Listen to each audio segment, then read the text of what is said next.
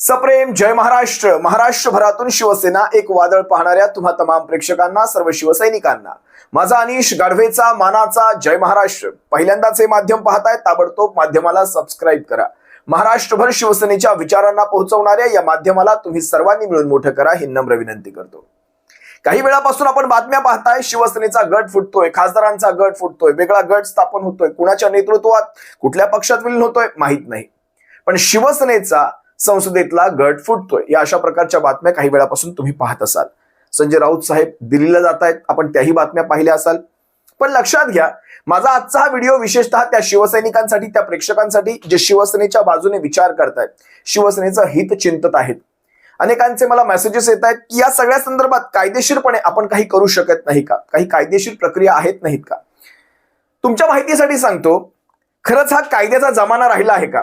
ज्यांना हा प्रश्न पडतो काही कायदेशीर गोष्टी आपण करू शकतो, खरंच हा कायद्याचा जमाना आहे? आज जर शिवसेनेचा न्याय जर वेळेत लागला असता, पहिला प्रश्न माझा तुमच्यासाठी आहे, पुढे मी याच्यावर सविस्तर विश्लेषण करेल, पण आज जर शिवसेनेचा न्याय वेळेत लागला असता तर राष्ट्रवादी काँग्रेस फुटली असती का?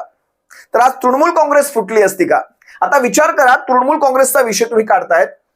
तृणमूल काँग्रेस अशा पक्षामध्ये, म्हणजे 20 खासदार अशा पक्षामध्ये विलीन करण्याचा विचार करतायत जो एनसीपीआय नावाचा पक्ष आहे. त्या पक्षाचा देशभरामध्ये एकही खासदार नाही. त्रिपुरा सारख्या अगदी लहानशा राज्यामध्ये त्यांनी लोकसभा 2024ला लढवली, 3 जागी फक्त उमेदवार दिले आणि 3ही ठिकाणी डिपॉझिट जप्त. इलेक्शन कमिशन ऑफ इंडियाच्या आकडेवारीनुसार त्या पक्षाचा पक्षनिधी 1 लाख रुपयांचा आहे. आता विचार करा, 1 लाख रुपयांचा आता 1 लाख रुपयांचा पक्षनिधी वगैरे ह्या गोष्टींसाठी मी इथे तुम्हाला ह्या सगळ्या गोष्टी सांगत नाही. माझा विषय हा आहे की जो पक्ष प्रादेशिक मान्यता सुद्धा ज्या पक्षाकडे नाहीये, देशभरामध्ये त्याच्याकडे एकही खासदार नाही, एक नगरसेवक नाहीये त्या पक्षाकडे, त्या पक्षामध्ये 20 खासदार जात आहेत. म्हणजे देशामध्ये जर हे 20 खासदार गेल्यानंतर देशामध्ये 5व्या क्रमांकावर हा पक्ष येईल ज्याच्याकडे प्रादेशिक पक्ष म्हणून सुद्धा मान्यता नाही. तुम्हाला कळते लोकशाही कुण्या दिशेने चालली आहे? तो पक्षांतर बंदी नावाचा कायदा तर काय ते मोडून खाल्ला, चावून खाल्ला, पिळून खाल्ला, दाबून खाल्ला, खाल्ला तो. ज्यांना खायचंय त्यांनी खाल्ला. पक्षांतर बंदी कायदा संपला. आता 20 खासदार त्याच्यात गेल्यानंतर तो 5व्या क्रमांकावर येतो. म्हणजे लोकांनी त्या पक्षाला निवडलेलं नाहीये, राजकारणाने त्या पक्षाला निवडलेलं आहे, राजकारणाने. आता देशामध्ये राजकारण चाललंय, लोकशाही नाही चालली, राजकारण. आता तुम्ही विचार करा, एक खासदार जरी पक्षातनं फुटला कुठल्याही, तो 2/3चा आकडा विचारतं कोर्ट. कारण बघा, लक्षात घ्या, सुप्रीम कोर्ट तुम्हाला काय सांगणार की खासदारांची केस आहे ना, ती लोकसभा अध्यक्ष पाहतील. म्हणजे जसं महाराष्ट्रामध्ये विधानसभेच्या अध्यक्षांकडे केस सुपूर्त करण्यात आली 20 ते 16 गद्दार अपात्र की पात्र करण्यासाठी, आणि विधानसभा अध्यक्षांनी काय दिवे पाजळायचे ते पाजळले. तुम्ही पाहिलात, जसं आमदारांचा विधानसभा अध्यक्षांकडे तसा खासदारांचा लोकसभा अध्यक्षांकडे. एक जरी खासदार फुटला आणि तो लोकसभेच्या त्या अध्यक्षांकडे गेला आणि त्यांना संरक्षणच समजा दिलं, त्यांना तारीख पे तारीख देत बसले, त्यांची केसच आली नाही, प्रत्येक ठिकाणी यांची आमदारकी, यांची खासदारकी वाचली. मग त्यानंतर टर्म संपल्यानंतर पाहता येईल काय करायचंय ते. तोपर्यंत टर्म संपेल, 2029 पर्यंतचा काळ निघून जाईल आणि खासदारकीही वाचली आणि काय मिळायचे ते वाढीव लाभही मिळाले.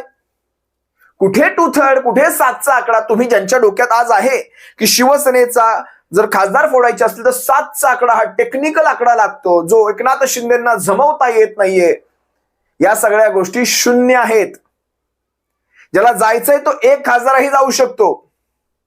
पण सध्याच्या घडीला तुम्हाला एकच म्हणजे ज्यांना हा टेक्निकलचा प्रश्न पडला ना, त्यांच्यासाठी खरं तर माझं हे स्पष्टीकरण आहे. टेक्निकल, तांत्रिक दृष्ट्या काय, तुम्ही एखादी कायदेशीर केस उभी करू शकता का? कायदेशीर केस पडली की कोर्टात, शिवसेनेच्या नावाच्या चिन्हाची कायदेशीर केस जर कोर्टाप्रमाणे वागलं, न्यायाप्रमाणे वागला तर एका दिवसात निपटारा होऊ शकतो. लागतोय तो? नाही लागत ना. संपला कायद्याचा भारत, संपला तो न्यायाचा भारत, संपला. सर्व काही संपलेलं आहे. आता राहिला प्रश्न, हे 7 जातायत कोण, कोणती नावं आहेत, कोण टॉप मध्ये आहेत?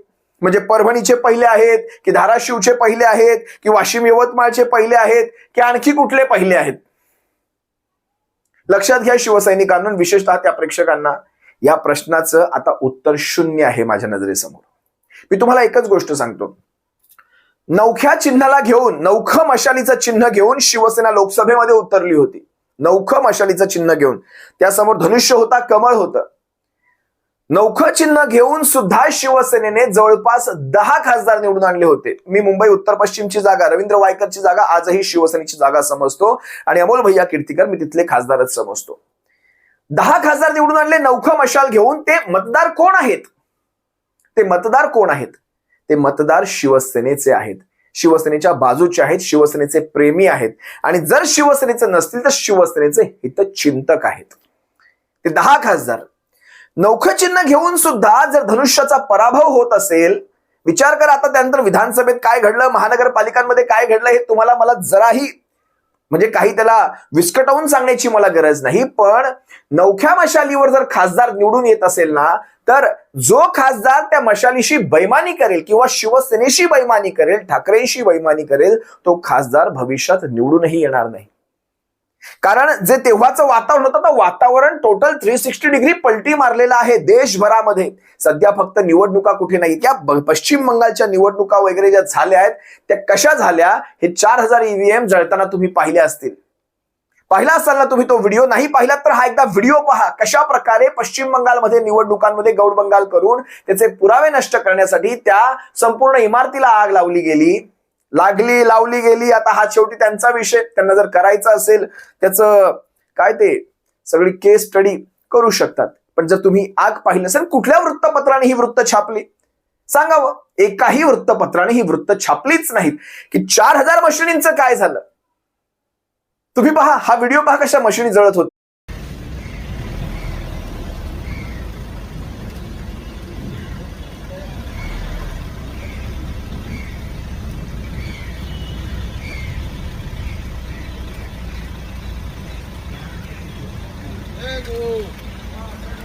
आता विचार करा, मग लक्षात घ्या, वातावरण टोटल पलटी मारलेलं आहे. देशभरामध्ये निगेटिव्हिटी चालू झालेली आहे. 2029 पर्यंतचा काळ ही माणसं काढतील याची खात्री नाही. म्हणजे आज आकडेवारीनुसार तुम्ही फार मजबूत आहात, पण त्या आकडेवारी तुम्हाला 2029 पर्यंत तारतील. पुढे काय?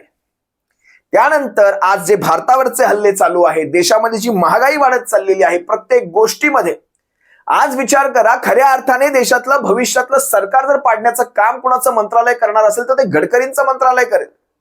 आज तुमच्या आमच्या प्रत्येकाकडे जवळपास आज गाडी झालेली आहे, म्हणजे दुचाकी तरी आहेच आहे, काही नाही तर ट्रॅक्टर असतो, काही नाही तर तुमच्या शेतपंपांसाठी पण डिझेल पेट्रोल लागतं. आज त्याच्या किमती कुठपर्यंत नेऊन ठेवल्या, त्यात इथेनॉल, त्याचा एव्हरेज कमी करणं, इथपासून सुरुवात त्यांचं सगळ्यात पहिलं मंत्रालय देशात नरेंद्र मोदींचं सरकार उलथवेल अशी परिस्थिती आहे. भविष्यामध्ये हे नरेंद्र मोदींचं सरकार टिकणार नाही. आज उद्धव साहेबांनी आजचा त्यांचा मी तुम्हाला व्हिडिओ दाखवतो, त्यांचे एक सर्व शिवसैनिकांना आणि सर्व शिवसेनेच्या नेत्यांना, पदाधिकाऱ्यांना, आमदार खासदारांना त्यांचे एक संदेशच म्हणू शकता तुम्ही. त्यांनी एक सुंदर संदेश दिलाय, तुम्ही पहा त्यांचा हा संदेश पहा, त्यापुढे मी माझं विश्लेषण करतो. आणि आताची मोठी बातमी, उद्धव ठाकरे कालच्या खासदारांच्या बैठकीत काय म्हणालेत बघा. ज्याला जायचं आहे त्याने खुशाल जावं, त्याचं भलं व्हावं असंच मी म्हणेन. आज माझा नाही पण उद्या माझा नक्की आहे, तोपर्यंत सोसावं लागेल, सहन करावं लागेल. उद्धव ठाकरेंचं हे वक्तव्य आहे कालच्या बैठकीतलं. जे बाळासाहेबांची शिवसेना सोडून गेलेत त्यांना पश्चाताप होईल, पण त्यावेळी वेळ गेलेली असेल असंही ठाकरे म्हणाले. पक्षात 4 वर्षांपूर्वी मोठी फूट पडली, 40 आमदार फुटले, मी राज्याचा मुख्यमंत्री होतो आणि सर्वांना कळतं समजतं, हे मला माहीत नव्हतं का, असं देखील ठाकरे म्हणालेले आहे. तर मला त्याची कुणकुण होती, पण मी कोणालाच बोललो नाही, दबाव टाकला नाही, त्यांच्या घोटाळ्याच्या फाईल तयार केल्या नाहीत. ज्यांना जायचं आहे त्यांना जोर जबरदस्तीने हात धरून थांबवण्यात काय अर्थ, असंही ठाकरे म्हणालेले आहे. आपण पाहतोय सध्या राज्याच्या राजकारणात मोठी घडामोड घडतायत. ठाकरेंची शिवसेना पुन्हा फुटण्याची शक्यता आणि अशातच ठाकरेंचं हे वक्तव्य सध्या पुन्हा एकदा चर्चेत आलंय. 19 जूनला शिवसेनेचा वर्धापन दिन आहे. येत्या 19 जूनला त्याच्या पार्श्वभूमीवर ह्या अशा प्रकारच्या हालचाली, पक्षप्रमुखांना त्या पार्श्वभूमीवर अशा प्रकारची विधानं करायला लागणं हे स्वतःमध्ये एक दुर्दैव आहे. तुमच्यापैकी अनेक जणांना कदाचित पक्षप्रमुखांचे हे विचार पटले नसावेत की ज्याला जायचंय त्यांनी जा. आज सध्या माझ्याकडे काही नाही, पण भविष्य, जे येतं भविष्य आहे ते माझ्या हातामध्ये आहे. जे जे शिवसेनेत बाहेर गेले त्यांची भविष्यात काय दुर्दशा झालेली होती हे तुम्ही सर्वांनी पाहिलात. आज बऱ्याच जणांना त्यातल्या पुन्हा ती संजीवनी भरली असेल भारतीय जनता पक्षाने. अगदी राणे कुटुंबासकट तुम्ही पाहिलं असाल. ज्या फाटक्या फुग्यांमध्ये ज्या भारतीय जनता पक्षाने पुन्हा हवा भरली, त्या फाटक्या फुग्यांना पुन्हा भोकं मारायची कामं आपण बरोबर करणार आहोत. पण सध्याच्या घडीला या परिस्थितीमध्ये आज आमच्याकडे देण्यासाठी काही नाही. ज्यांना जायचंय ते जाऊ शकतात. शेवटी माझाही तोच विचार आहे. बघा, मनामध्ये बैमानी भरली तर भरली. ज्याच्या मनामध्ये बगावत आली तो आली, संपला विषय. त्याला काय समजवायचं? समजावून मारून मुटकून थांबवून काही उपयोग नसतो. ज्याच्या मनात एकदा ती बेवफाई आली त्याला जाऊच द्यावं. पण विषय आता असा आहे, आकाश फाटलंय, आभाळ फाटलंय. किती थिगळं मारायची त्या आभाळाला?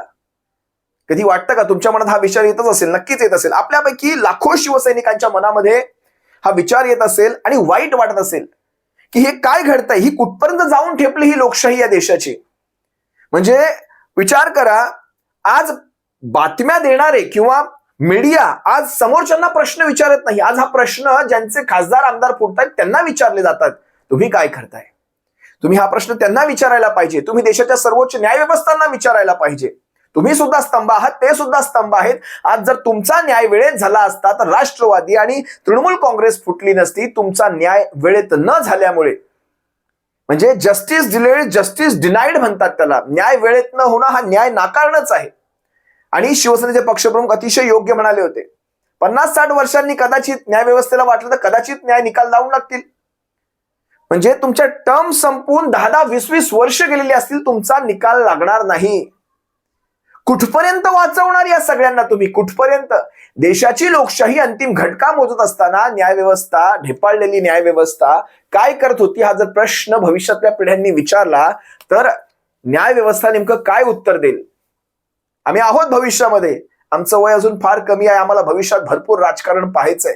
आम्ही पाहू त्यावेळेस, आणि आम्ही याची देही याची डोळा अनेक उदाहरणं भविष्यातल्या पिढ्यांसमोर सुद्धा सांगू की या देशाची न्यायव्यवस्था कशी सोंग आणून झोपली होती त्यावेळेस. आज तृणमूल काँग्रेस म्हणजे विचार करा, काल परवा निवडणुका झाल्या आहेत. जे काल परवा तृणमूलच्या तिकिटावर निवडून आलेले आमदार आज अचानक पलटी मारतायत. म्हणजे काय हे? काय चाललंय? तुमच्या आमच्या डोळ्यात देखत चाललंय. भविष्यात तुम्हाला गृहीत धरलं जाईल. भविष्यात मतदाराला गृहीत धरलं जाईल. आज तुम्ही या खासदारांची आमदारांची नावं वाचताय, आज इकडून तिकडे उड्या मारतायत की काय? आज 4-5 नावं तर तुमच्या तोंडावर पाठ असतील की हे खासदार जातायत की काय? बघा शिवसैनिकांनो, ज्याला जायचंय त्याला जाऊ द्या. आजच्या घडीला काही फरक पडत नाही. निवडून आणणारे तुम्ही आम्ही आहोत. पण फक्त आता विषय हा आहे की आता विश्वास कुणावर नेमका ठेवायचा? ज्यांच्यावर, म्हणजे ती विचार करा, त्या पश्चिम बंगालमधल्या त्या सयानी घोष नावाच्या त्या खासदार आहेत, त्यांच्यासारखी व्यक्ती ज्यावेळेस अशी दुहेरी बोलू लागते त्यावेळेस मात्र राजकारणावरचा विश्वास उडून जातो. त्यांच्यासारखी व्यक्ती. आज तुम्ही विचार हाही करत असाल, अनेकांच्या मनात हा विचार येत असेल की भारतीय जनता पक्षामध्ये का जात नाहीयेत? जायचंच आहे तर म्हणजे पोहऱ्यामध्ये येण्यापेक्षा आडातच जाऊयात. त्या आडाचा भाग होऊयात. पोहऱ्याचा भाग कशाला व्हायचं? म्हणजे आज भारतीय जनता पक्षाकडे महाराष्ट्रात 9 खासदार आहेत. शिंदे गटाकडे 7 खासदार आहेत. समजा 7चा गट यांना मिळाला आणि 7-7 14 झाले. भारतीय जनता पक्षापेक्षा सुद्धा शिंदे गट महाराष्ट्रात मोठा होतोय. ही गोष्ट भारतीय जनता पक्ष किंबहुना देवेंद्र फडणवीस महाराष्ट्रात सहन करतील?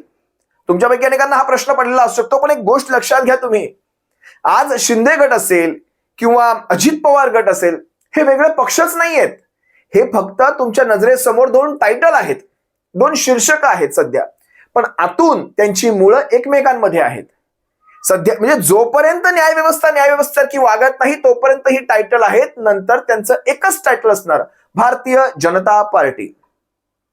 भाजपा सध्या त्यांना वेगळं दाखवतोय, त्यांच्या गटांमध्ये जाण्यासाठी संधी देतोय, जेणेकरून थेट रोष, जनतेचा थेट रोष हा भारतीय जनता पक्षावर येणार नाही. त्यांचा अंतर्गत कलह आहे आणि त्यांचा अंतर्गत कलह त्या आपापल्या पक्षाशी भांडून त्यांचे 2 वेगळे गट तयार झालेले आहेत. त्या गटांशी त्यांचे कलह आहेत. आमच्याशी त्यांचा काहीच संबंध नाही. थेट भारतीय जनता पक्षात विलीन झाले तर थेट जनतेचा रोष भारतीय जनता पक्षावर येऊ शकतो. त्यामुळे अंतर्गत कलह दाखवून भारतीय जनता पक्ष त्यांना बरोबर वेगळं ठेवतोय आणि स्वतःचा, बघा, भारतीय जनता पक्षाला काहीच पडलेलं नाही कुणाकडे किती. तिकडे जोपर्यंत केंद्रात आमचं सरकार यांच्या मदतीवर स्थिर आहे, ज्या दिवशी हे आवाज करतील त्या दिवशी यांचा पत्ता कट, यांची चिन्ह, नावं सगळं गायब.